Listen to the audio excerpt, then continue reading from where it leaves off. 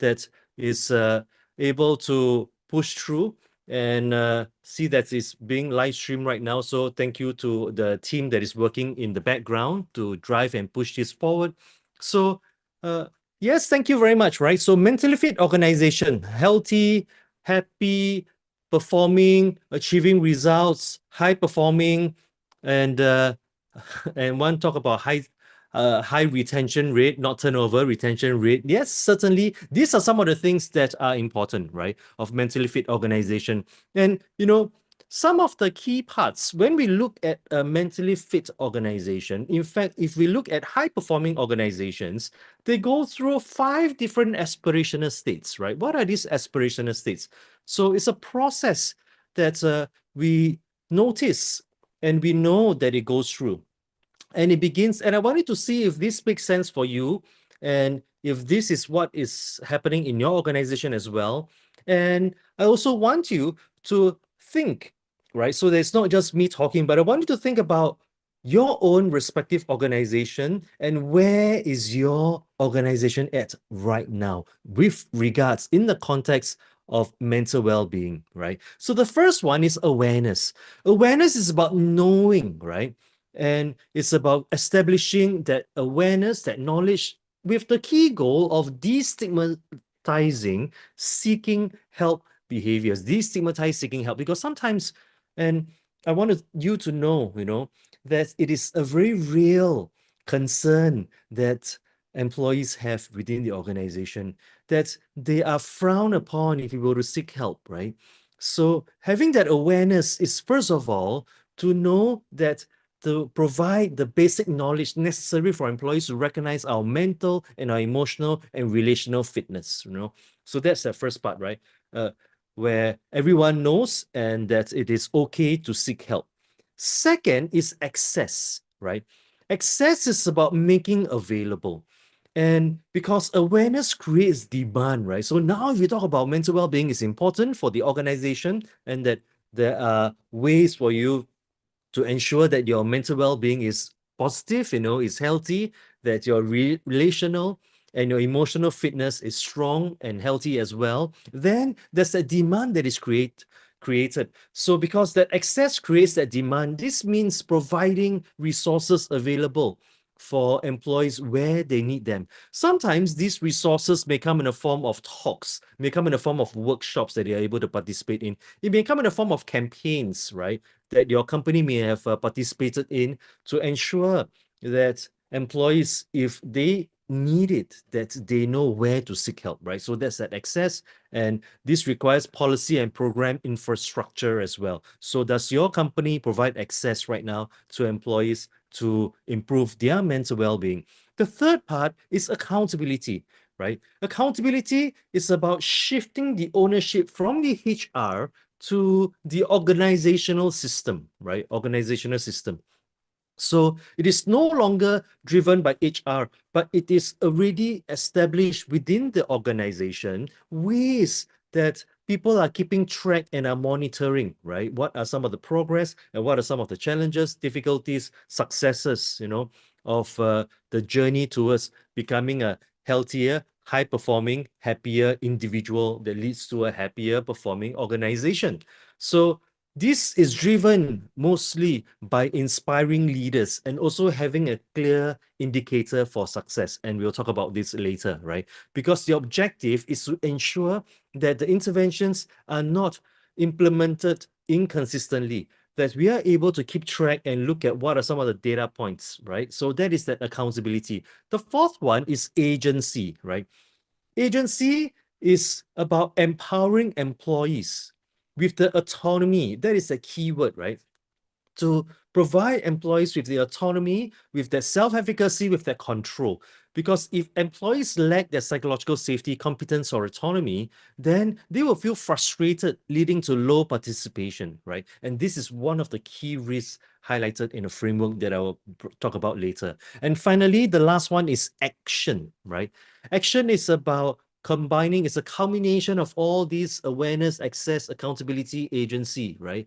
To do this, and it is about the application.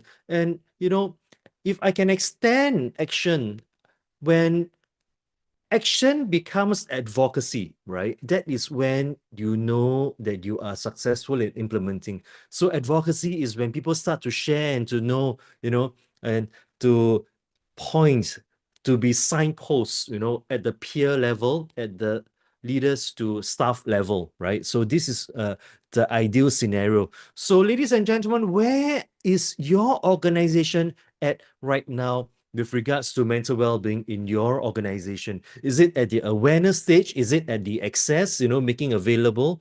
Is it accountability, where there are ways embedded into the organizational system? Is there agency, right, where employees feel that there's autonomy, they feel confident, and they feel that they are able to improve their mental well-being? And finally, action leading to advocacy. So where is your organization at right now? So just going to pause here to just kind of see, right?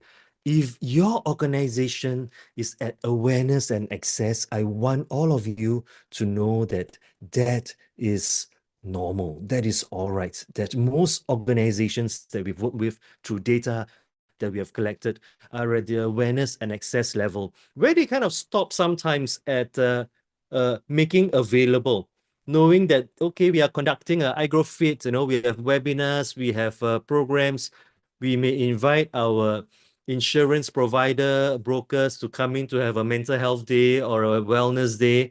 And so making available, right? Most of the organizations stop at access, and they don't do so well in accountability, agency, and action.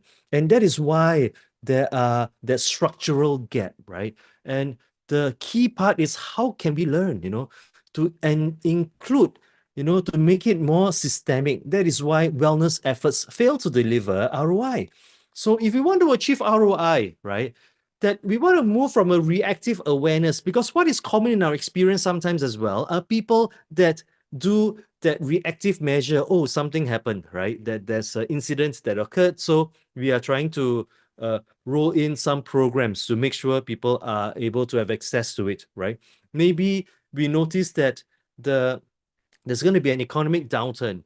So because of this, we want to prepare our employees. So therefore, we have some resiliency programs set in place. So it is a very reactive awareness and making access. But how can we shift this, to a strategic, measurable, intentional action that yields result? That is what we want to address. Because a lot of times, right, and you can see this chaotic mess, because there are things that people do that has that ad hoc like programs and activities. So while those are useful, but these focus on symptoms and not system, because wellness is like an isolated HR task, not a strategic business asset. And if you have attended past Happy HR sessions, you would have heard me talk a lot about business case, right? Building the business case. In fact, that is what we started with our season 2, right? Building the business case for mental well-being. And there's that benefit. And I can tell you with great confidence that organizations with the healthiest and happiest employees are going to be the winners, right? In the near future, very, very near future. The other one is high effort, low impact. Sometimes they organize a lot of events that requires a lot of resources to be put in, but events are one-off, and so yes, we do for a walk, and we organize particular activities, deployment of resources, but how sustainable are these things, right? Because there isn't really a clear structure and things are a little bit scattered. And finally, there's that lack of consistency that makes it a little bit like a mangled mesh, right? Because interventions are not consistently implemented across the organization. So these are some of the common things. Is this something that you can relate with, right? Just want to check with you, just want to get a pulse, right, of where you are. So because of this, there are the consequences, the hidden costs to organizations. And this is by extension, like a summary of what we covered for the business cases I've talked about. So from the data point of view, right, state of Southeast Asia, 55% report daily stress, right? And these are data from the Gallup, where they start to look at that daily stress, anxiety, on top of their engagements results. And I'm sure you know of the Gallup 12, right? And 37% report daily worrying. Can you imagine, right, that you show up or you wake up every day and you have that constant nagging feeling, emotion of worry, that is a painful thing to do, right? And so because of this, there are many, many people suffering in silence. And because people are suffering in silence, we want to know how are we able to reach out to support them. Especially, in Singapore, there's only 1 in 2 that are willing to seek help when unable to cope with stress. And this, by extension, includes the Southeast Asian countries as well, right? That the help-seeking behavior is not forthcoming, right? That people do not really step forward. There's that stigmatization. There's the sometimes lack of information and awareness of what it entails, right? Because if I'm not sure about it, how and where do I get started? Sometimes people have this misconception that it has to be a serious problem first before I go and seek help. And, that is not necessary, right? So, on that note, what can we do, right? What can we do to make sure that it is systemic, that it is useful, that it is measurable? So, that is where I want to share with you an iGrow framework, right? So, just to qualify this, we didn't come up with this. It is through our research, it is through our study of all the academic wisdom that is out there, right? And so I need to give credit to all the researchers, peers, fellow psychologists that have poured many, many hours of work into this. So this been distilled by iGrow into that 5 key components. And I want to see if this makes sense, right? There are 5 key things for you to achieve results. The first one is to have a very clear vision, to have a clear idea of what you want to achieve, a picture that is in your head. Because when the vision is very clear, it is easier for us to communicate out so that people are able to see what we see as well. And the second one is effective strategy, right? And effective strategy is about the plan. Because once you have a picture that is very clear, it needs to be translated into a very clear plan of action that can be implemented. And the third one is to have inspiring leaders that are able to go in to start making this happen. Because management can come up with direction, can come up with plan, but we need people to cascade this down at all levels. And the fourth one is about engage employees. That employees cooperate and participate together with the leaders so that we are able to walk alongside to achieve the desired outcomes. And finally, the fifth one is a clear indicator for success, because what is not measured is not done, right? That is the human factor. And when all these 5 things are in place, that is where you are able to achieve results. Is that making sense, ladies and gentlemen? I hope that is straightforward enough, right? As this whole equation. And the lack of each of these will create different kinds of problems. So let us go through, right? If we have a clear vision, but we don't have an effective strategy, right? But we have inspiring leaders, engaged employees, indicators for success. What do we have, right? What do we have? And any guesses? You can key into the chat just to get some responses, right? Yeah, I see some of the things that is coming through. Thank you so much, So one of the things that can happen if you do not have that effective strategy is a false start. Because you may be starting at points because of the lack of data point, because of the lack of information, that it is based on a clear vision. Yes, you have a picture of what it is. You may have gotten data from different people, but it's the views of different people. So you could get a false start that may not be able to yield positive results. And what if you have everything except inspiring leaders? What do you think, right? Starts with the letter R. Any guesses, Second letter is E. 3 syllables, right? And the third letter is S. And I see someone keying to the chat. Fantastic. You get resistance. That is true, right? Because if you have the clear vision, a clear plan, but your leaders are not playing ball, your leaders are not cooperating, and your leaders are not cascading down, they are not leading by example, right? So that is where you get resistance on the ground, because the employees, will be looking at that and say that, why do I want to follow? Because my leaders are not leading by example. And some anecdotal stories that I can share with you are when we see companies that put in so much resources and effort, and HR is have organized an event, right? And sometimes, for all the HR out there, I know that it is a pain, sometimes a struggle. After you've organized the event, gone through, uh, shortlisting different vendors, getting budget approved, doing all the scheduling and all this, when you are rolling out that event, then you sometimes have to beg people to come and attend, and then people that come and talk about all kinds of things, this is the pain that the HR have, and we feel you. And thank you for your hard work, right? So when these things happen, then suddenly the manager comes and say that, wow, you're so free. Not enough work for you. You can attend all these events, right? So when the leaders are not inspiring and not aligned, that is where you get resistance on the ground, right? And when you have everything and no engaged employees, leaders are trying to implement, what happens? You get frustration because then the employees, the leaders feel that I'm trying to do all these things. I'm trying to encourage and promote all these events and activities. Yes, HR, and I try to push my whole team to come and attend. I can't force them, but I strongly, strongly encourage them. And suddenly they don't show up. Then you get frustration, right? From management and from leaders. And of course, finally, can you guess when there's no indicator for success, what happens? Poor return. Thank you very much, right, for the person that responding to the chat. So these are some of the problems that happen. So with that in mind, then how can we roll out? I just want to move this along so that you would be able to take the practical parts, right? So what are some of the practical, tested, proven things that we can do, right, in those 5 areas? If you kind of bear with me and unpack this a little bit, right? I'm going to go through each of this. A clear vision. And a clear vision is critical and important because when we have that, the initiatives become not just a collection of scattered ad hoc activities.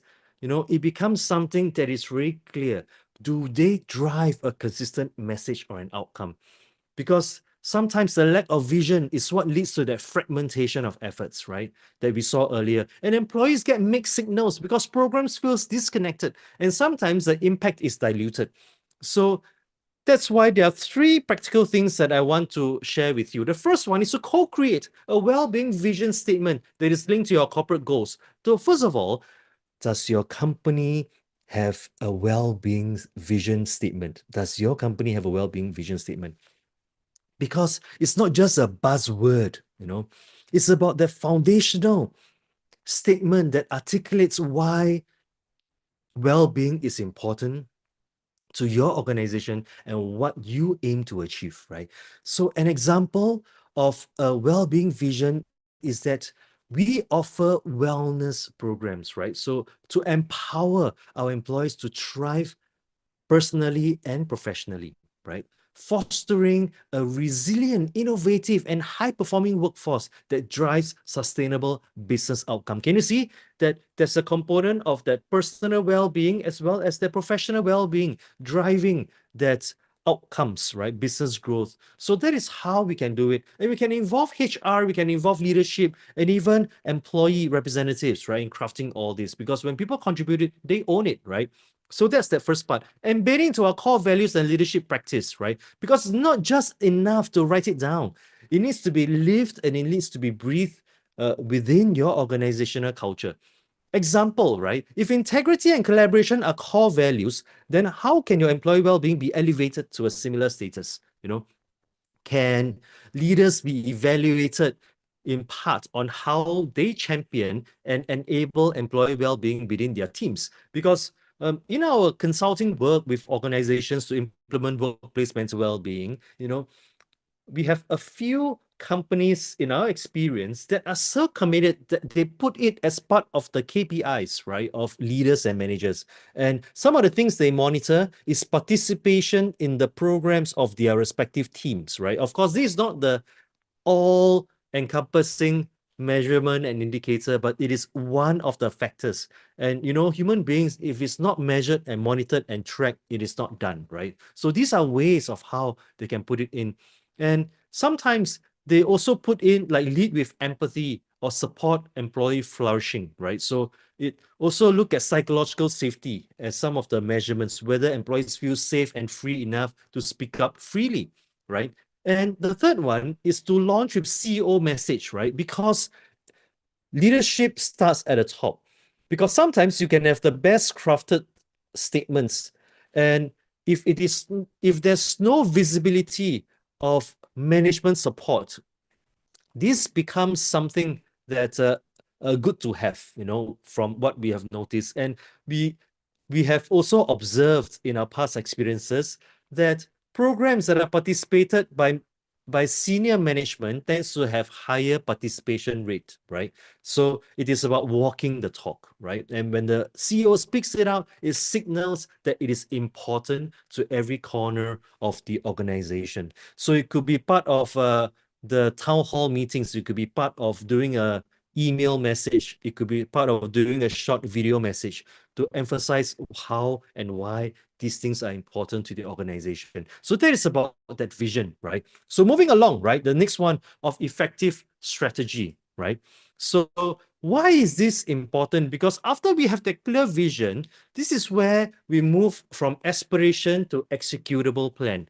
Because an effective strategy is critical. Because quite simply, ad hoc events don't change culture. Do you agree with me, right? Ad hoc events don't change culture. A one-off workshop on stress management, while it is very well-intentioned, right, isn't going to fundamentally shift how your organization approach mental well-being or resilience.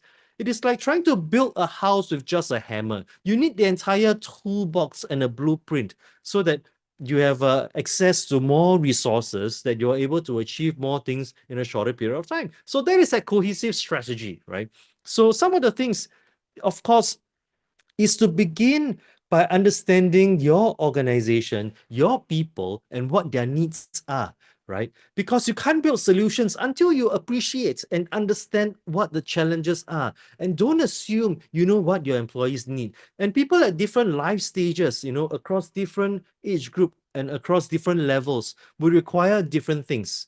And some of the examples are anonymous employee surveys. And if I can just emphasize on the word anonymous, right? And I know sometimes HR have this like a temptation to make it not anonymous for the purpose of accountability, for the purpose of keeping track of who haven't done it, so that they can encourage participation, right? So these are sometimes the temptations that people have. But once it is not anonymous, the responses may be skewed towards what they want you to hear, right? So these are some of the things that can happen. Of course, at iGrow, we have various well-being assessments and frameworks. In fact, in the last HappyHR session, we share with you our well-being indicator, right? Our well-being assessment. So these are some tools that you can use, right? And to balance education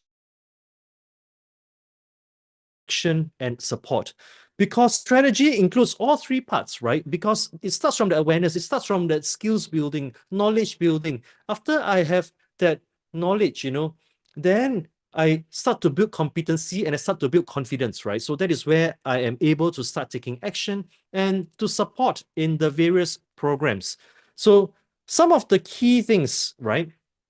Like what we have done in the past on education could be understanding burnout, sleep. I think that is one of the most popular topics that we have right now, right? How are we able to manage our sleep? Because sleep is no longer one of the pillar of well-being. It is now the foundation of which the other pillars sits on, right? Because it has a compounding effect. And of course, another important education that we have is about stress management. Because if you start to look out there, you will realize that there is no program called stress elimination, right? No such thing. If there is, please let me know, right? I want to go and find out if it's a fraud or there are truly things, that they know something that I don't. So all the programs that are out there in the market is about stress management, because there's good stress, bad stress, right? So these are part of the education. The action part could be about implementing no meeting on Friday afternoons, for example. It could be about encouraging walking meetings, one-on-one chat that is about getting to a point, right? And this is to combat that sedentary work and to meet and meeting fatigue, because sometimes when we are in that space, right? And very interesting, because at iGrow in our team, right, we just did some like a brainstorming session, and we recorded some short videos of how to keep our meetings short. And you know what's the secret to keeping our meetings short? Please look out on our iGrow feeds, right? We are on iGrow Online on most channels, you know, and yeah, it's a funny reel, right? We were all standing under the hot sun having our meeting because it's so hot afternoon sun. Of course, we are very, very motivated to keep the meeting short, right? So these are practical actions that can be done. And support is to provide access, as we talked about earlier in the 5 A's, right? Providing access to EAP programs, to mental health first aid, to peer support networks and stuff like that. Because a strategy that includes all three, right, of education, action, and support is a powerful ecosystem. And the next one is to integrate HR with L&D calendars for their consistent touch points, because well-being shouldn't just be an add-on. It should be woven into the fabric of that employee experience. And we are very glad and very encouraged, that we are supporting a few organizations that have included well-being programs into their milestone leadership development. So we have like our workplace mental well-being ambassador program, where we talk about how to identify, approach, and refer employees in distress. So this is a milestone program for all new managers, right? And for new senior managers and directors, they go through our workplace mental well-being leaders program. So it's about how to build psychological safety, how to build culture, and how do you apply practice of becoming an empathetic leader, right? So these are some examples of how it is integrated into L&D calendars, right? Into their milestone programs. And lastly, allocate budget and internal champions, because strategy requires resources and advocacy to succeed, right? So internal champions are important, like I mentioned earlier, that a lot of times we notice that activities and programs that are participated by their immediate leaders and by the management tends to have higher participation, have higher visibility, have higher ranking in priority for the individuals, right? So these are some of the things that I want you to know, right? And the next one, ladies and gentlemen, is about inspiring leaders, because leaders set the tone for well-being, right? And they are not just managers, they are the primary architects of team culture. And sometimes I get a little bit disheartened and slightly annoyed when we work with leaders, managers, supervisors that blame organizational culture. They say, management is like this, management is like this, but they fail to realize that what is within our control is our sphere of influence. And even though company culture may be somewhat toxic from their point of view, but they are able to influence their immediate culture to create safety and to create that well-being and the support and the camaraderie, right? So that is something that they're able to do because they set the tone for well-being within their teams, right? And so it doesn't matter how brilliant the vision or strategy is, but if the leaders are not on board, or they are not equipped, or they don't embody the principles of well-being, their efforts will fall flat, right? So conversely, empowered and empathetic leaders can amplify your well-being strategy and to focus on those arrangements, right? The environments that people feel safe, they feel supported, and they truly are able to thrive and to flourish, right? So some practical strategies to ensure you train leaders in psychological safety and supportive conversations. This is the foundation, right? Because without psychological safety, and it is defined as the ability to speak up freely and openly, then the rest of the things will fall apart. I don't know if you have encountered yourself personally or have been part of teams or have noticed in other teams where the leaders say, I have an open door policy. If you have anything, please come and talk to me, right? Do people take up the offer? Question mark, So sometimes people come to you when the problem has actually occurred, right? And other times people come when they share their challenges and struggles, and the leader says, oh, maybe you can try to solve it at your level because that's what you're hired for, So when these things happen, the safety reduces, and so the people speaking up reduces as well, right? So psychological safety becomes important, and how do you have those supportive conversations? And as leaders, our default position is to solve, right? Not to mentor or to coach. So when our team member comes to us with a challenge, sometimes we are able to smell that they are going to hit the wall. They don't have to tell us, we already sense it. And so our intuitive response is to redirect them to give them a solution. While that is efficient, that, however, does not allow growth and development. So how can we provide and ensure that leaders hold these supportive conversations so that they are able to allow their team members to develop as well, right?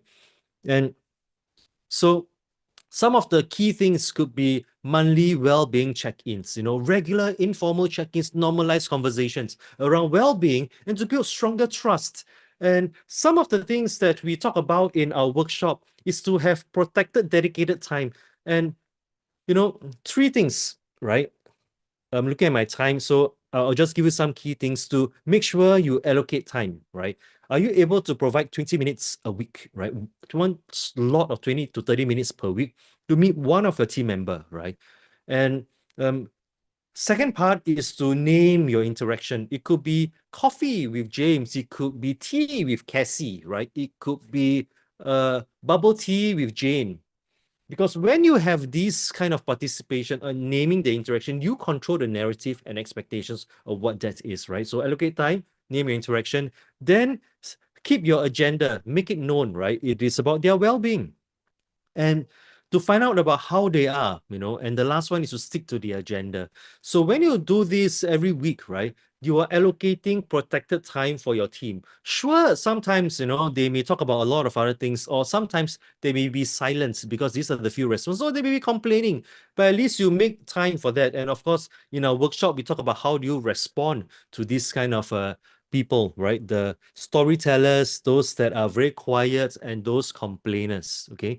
So you could drop us a message. I'm looking at my time. I don't have time to talk through those things. And share personal stories to normalize topics, because when we make it personal, right, we are actually destigmatizing well-being, and it shows because it becomes a role model to the rest of the people that my well-being and your well-being is important. It matters too, right? So these are some of the key things. Vulnerability from the top is powerful, right? And include well-being matrix in leadership performance reviews, right? So as I've mentioned, what gets measured gets done. If a well-being of the team is important, how do we include this into data points for us, right? So that is that inspiring leaders. And the next one is about engaged employees. So why is this so vital? Because fundamentally, well-being is a shared responsibility. It's not just the responsibility of HR, of management, of leaders, of managers. No, everyone needs to take responsibility of our own well-being. And, it is also not the sole burden of you. Although we share some responsibility in giving access, in making sure that things are available for them. But at the end of the day, the agency, right, that I start to do things holds on me, right? So how can we do this to ensure that our employees, our team members are truly engaged? So creating well-being champions networks are important, right? And we have worked with a health promotion board, and I can speak this openly and freely because these are programs that they have uh, publicized, right? They have their well-being champions, their well-being network. So these are people that willingly, voluntarily step up, right? To say that they are willing to be well-being champions, and they have a title at the end of their work title, So they actually encourage cross department so that I don't get to speak to people from my own department, because sometimes the things that I want to share may be privy, to myself, and it could have impact on the rest of the people. So they encourage cross departments, right? So that there's a safety for people. So having these networks becomes useful, right? And there are people that would step forward to do this on top of their main work. Let employees vote on activities, because when you give them a voice, right, it gives them a sense of ownership. So in the past, we have worked with companies to implement like a activity survey. So we have a list of things, a list of topics, and we get employees to identify which are the ones, and then we shortlist the 3 most voted for and start implementing them, right? And these are ways that we see higher participation, not maximum, but higher participation. And this is going to be the ongoing struggle and challenge for HR, I can tell you, that the that when you organize this, it is not always 100% participation. That is the reality. There's a lot of other things that people are grappling with, right?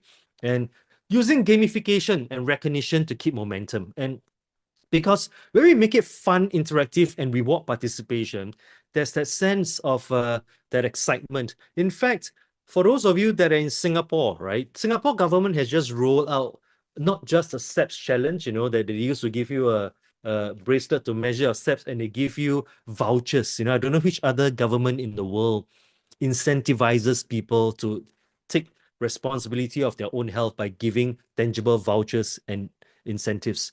So right now they have park walks, that you can join. They make it fun, like to look for the most budget meal in a specific area, right? And then people submit the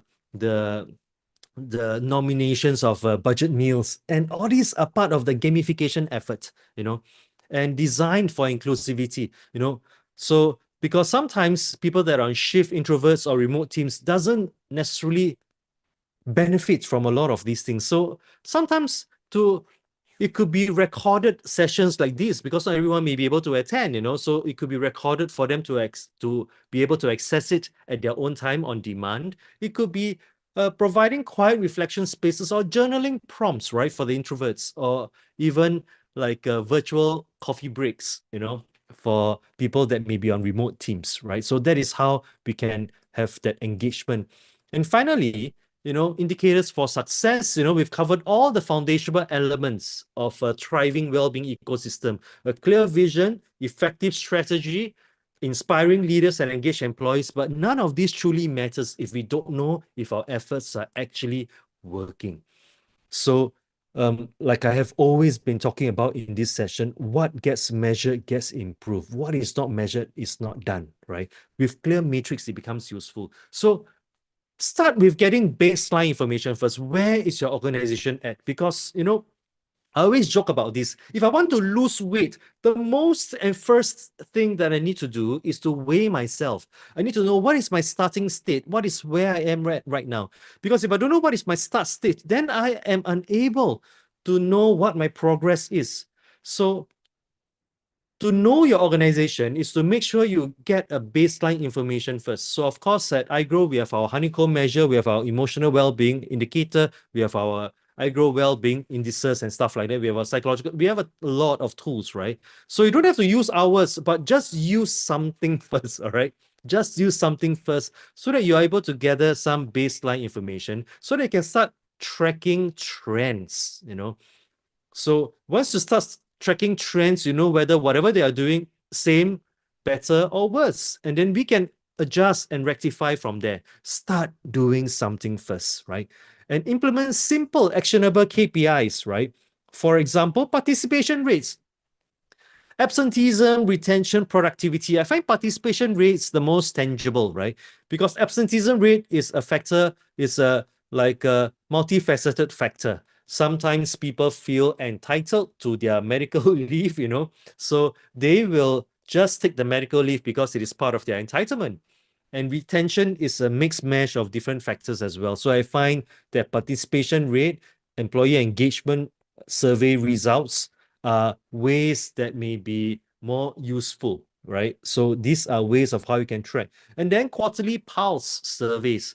Now, why pulse and why quarterly? Because some people talk about, like we only run once in 2 years, Now, when we have this regular feedback, it allows us to really take a pulse of where people are at. And we have worked with companies, uh, that have implemented a solution by Workday, right? So Workday has this tool where they collect like very short survey questions, and it can be randomized. You can send it every Friday, 1 or 2 questions, and then they will compile the data together. It allows that feedback, So these are some of the tools that are available to just get pulse quickly. Because when we get a pulse, we get a sense of where people are at, and then we are able to look at what has been done preceding it and what are some of the things that can be done implementing it, right? So, and the last part is impact stories to humanize the data. Get real life examples, stories, testimonials, feedback. And if you could get a verbal, a recording, a written one, so all this becomes useful. So just keep track of all these things. So ladies and gentlemen, I hope this has been useful, right, for you, because I'm looking at my time. I'm 3 minutes past my time. If I can summarize all these things in, right, that instead of having scattered efforts, it's important for us to move into very intentional ways. And to be intentional is to make sure these 5 elements are present at all times so that we can build a mentally fit organization. For you to have a very clear vision, right, of what needs to be done. And because when the picture is clear, it becomes easier to communicate and it becomes easier to convert it into that effective strategy, a clear plan. And effective is by association, the impact of measuring, right? So that we know what is effective and what is not effective. And inspiring leaders is to make sure that leaders are equipped, that leaders are empowered, that leaders are resourced appropriately for the well-being of their team. And engage employees is to make sure that access is available and indicators of success. We just talked about it. Then with these 5 things present, right, you will achieve results for your organization. So I hope this is making sense so far, ladies and gentlemen. If you have any questions, please feel free to key them into the chat. You could put them into for those of you that are watching live somewhere else or on like our social media, please send us a direct message. You can key into the chat right now if you are available. And one of the practical things that you could do is to do a self-audit, right, of your organization. So we have created this self-assessment checklist. And so this is available for you to kind of get a pulse of where you are at. And we make it very, very simple, right?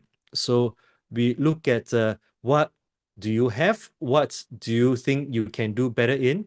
And what are the things that are good? So just something very, very simple. If you don't have, just check that. If you think it needs improvement, check that. And if you think that is already good in those areas, please continue to roll those things out, So very, very simple matrix that you can do with those statements, right? So on this note, just want to appreciate you for your time. And the last part of it is to let you know that we are putting and making sure iGrow Fit EAP, right? iGrow's Employee Assistance Program is available for everyone. And in our iGrow Fit EAP, we have our content, mental well-being created tools. We have videos, we have on-demand videos, toolkits, and our content changes every single month, right? So nothing is the same. And we speak to a specific theme. We also have these live classes, something like this, but in a well-being topic. This is really just for HR. And we also have the counseling one-on-one work-life coaching, right? And we are offering it for free right now. Free meaning that we used to charge a subscription fee, right? Subscription fee of about under $7,000 per year. So we are waiving off the subscription fee. There's only a one-time setup fee, right? And of $2,000, and this $2,000 includes the briefing, kickoff session, onboarding your staff, campaign toolkit. You can do psychological assessments to get the baseline, as we talk about, right? Baseline of where people are at so that we know what the start state is. And then we can do our trending data and information over time, And we also have a 45 HR briefing session or strategy session to look at what can be done. And when you are part of our iGrowFit community as well, then we would also support you with templates, roundtables, discussion, exclusive discounts, and pilots invites, right? So this is part of iGrow giving back and not charging subscription, because whether we have 100 companies or 200 companies, right? We are still going to put in 100% effort into maintaining the portal. So why not make it available for as many people as possible? Because we want to reduce the friction and we want to provide access to more people. So that is the social mission that we have. Of course, we are a organization, we are a company, we are for profit, but this is just our small part of what we can do. So if you think that your company is going to benefit, or if you know of any companies that can benefit from our iGrowFit EAP, where we are offering it for free without subscription, please refer us. And there's a referral bonus as well, where we will give you as the referral, as well as the person being referred, discounts off what we are offering or future programs and activities. So we incentivize both parts. This is just our way of saying thank you, right?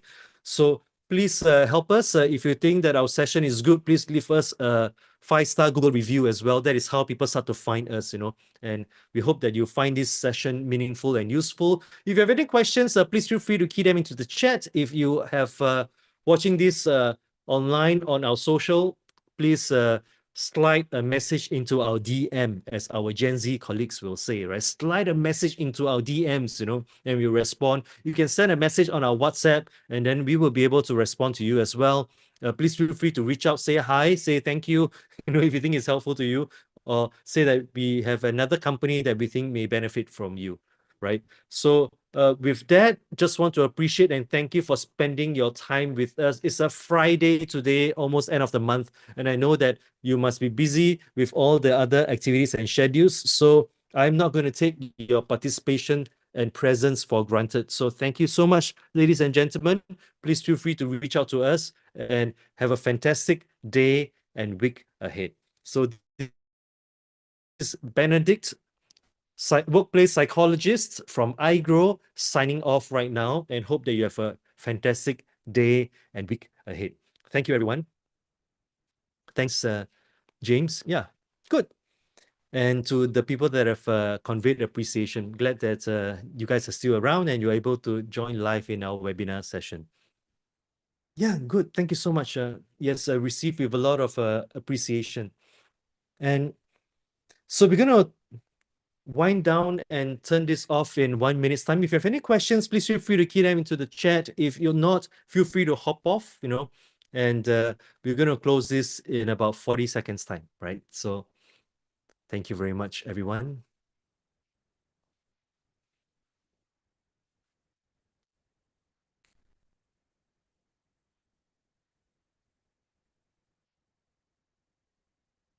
Closing in 10 seconds.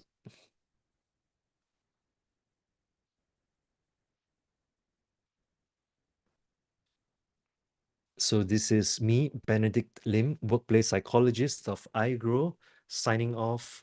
Have a fantastic day and week ahead.